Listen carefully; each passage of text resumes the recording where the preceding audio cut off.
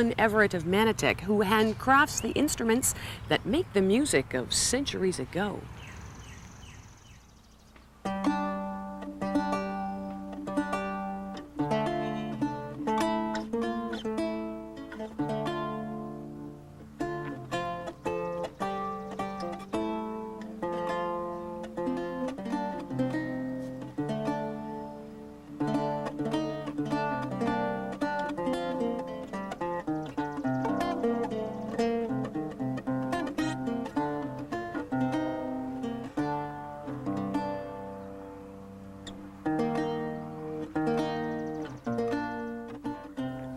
The lute was popular from about 1400 up to about 1750. It's really an instrument that comes from the Arab world. The instrument that's still played in the Arab world is called the oud. The Christians going to the Arab world to convert the Arabs to Christianity brought back an instrument which is very like the modern day oud, and it was adapted by Europeans to play polyphonic music.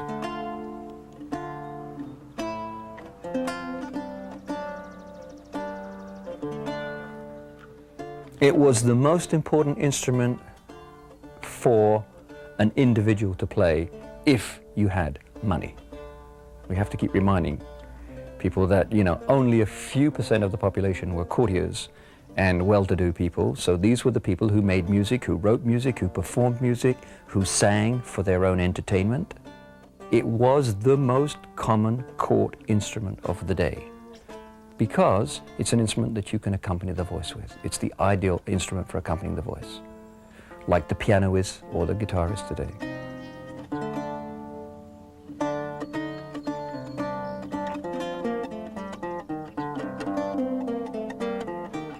If you've ever thought that the creative art of music and pure science don't mix, meet Colin Everett of Manotick. For the past 30 years, chemical reactions and Renaissance instruments have shared the same periodic table of his life in perfect harmony. A recently retired professor of chemistry at Algonquin College, Colin now focuses his scientific mind solely on the revival of music that dates back to Galileo. Much of this music exists in handwritten versions that people 500 years ago wrote down in their own special notebooks. I have my own special notebooks in which I write down the music myself too. I take this from photocopies, from the internet, from various sources, and it becomes a very personal kind of music because it's not something that's widely available. It has to be done with a considerable amount of effort to understand what's going on. And that's part of the fascination of it. It's not something that is easy, it's not commonplace. It requires a certain amount of what I would call discipline and study to make it happen. And that's what, in my opinion, that's a big part of the reward. When you can rediscover something that's marvelous that probably hasn't been played for 400 years. It wasn't the lute, however, that first struck a chord with Colin. The guitar was the catalyst that spawned his musical appetite. He learned to play it proficiently, but found it couldn't reproduce the unique character of the Renaissance music he aspired to play. Unable to afford to buy a lute, Colin called upon his scientific innovation and made one.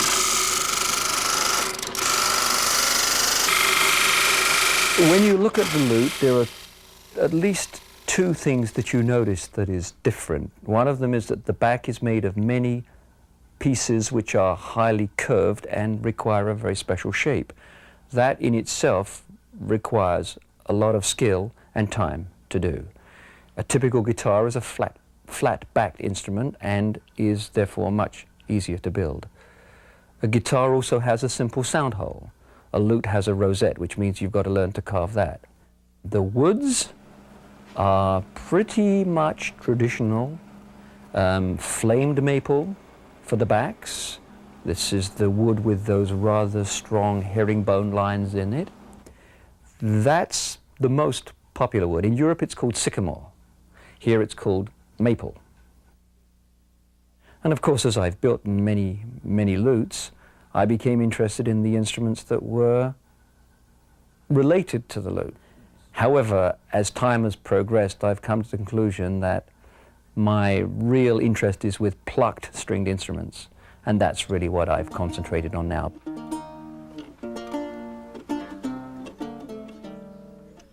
This is the one I play these days.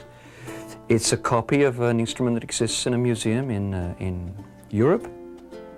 The back is made of maple, the soundboard is made of spruce, and although it looks bulky, it's amazingly light. Try it. Oh my goodness. It weighs about 500 grams, complete with the strap and the pegs and everything. That is amazing. So it'd be certainly very comfortable to play. It's very easy to play. The strings are very light. You'll see that there's about 13 strings. It's a 7-course instrument. The strings are arranged in pairs, except for the first one. I noticed you're a left-hander. Oh, yes. So it's not set up for you. See, that's We why don't my know playing whether didn't there were sound very left-handed good. lute players. We don't see, there's no documentation of left-handed lute players. There had to have been at least one, I'm sure. This is a tambour de Béarn. Well, tambour means drum. Béarn is the region of France from which it comes. And this is kind of derivative of the lute. It would be very easy for as an accompanying instrument because basically all you do is you just strum it or pick it gently and it provides the harmonic bass for a vocal line. So it's something that a person who doesn't have a lot of skill on an instrument can easily play and enjoy accompanying themselves with.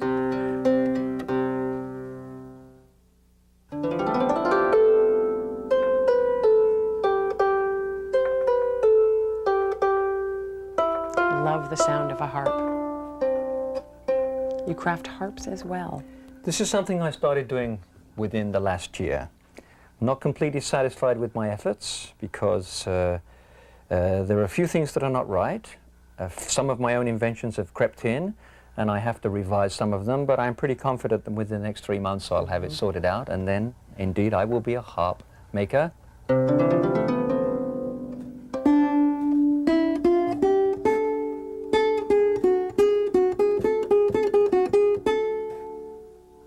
And this is?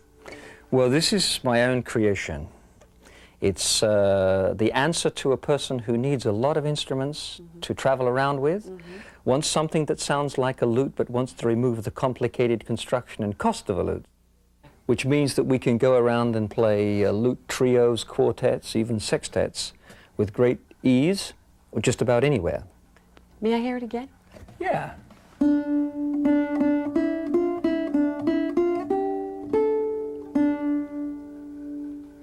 20 years ago, there was a resurgence in Renaissance music, which generated renewed interest in the lute. In fact, it was almost a second renaissance of lute playing. This is when I was having weekends of lute playing at my house, and people were coming from Montreal and from Toronto, and I was making lutes as fast as I could. This is in the late 70s, early 80s. These were times of great social upheaval, and wanting to play the lute seemed to be part of it. Certainly I'm having a revival in it. I've been given the opportunity to explore this music again, and I'm really enjoying it. As a lute teacher and member of an Elizabethan musical quartet, Colin invites others to experience the classic rapture that can be found in this instrument of old. In a world dominated by conventions which too often lead to stress, the lute offers a refreshing escape and unique avenue for self-expression. So what I would like to do now is I would like to bring back some of the energies that I had for my other life into this and create some new instruments, push myself to do some different things, become a better player, start up a lute trio, increase the amount of concerts that I play, and generally speaking, through this activity, meet as many interesting and diverse people as I possibly can. Instead of reaching a certain age where you start to narrow your horizons, I would like to think that I've been given an opportunity to broaden mine, and music seems to be an ideal way to do it.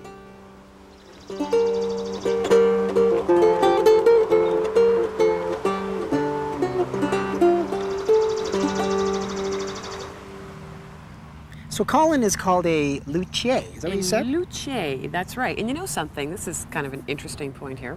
The lute was in fact so important during the Renaissance period that every craftsman that handcrafted any sort of stringed instrument was called a luthier. Right across the board. Interesting. So I guess someone who would like maybe steal lutes would be called a lutteur. So- Sorry, it's almost summer holiday time. We'll see you after this commercial break. Luce. A luter.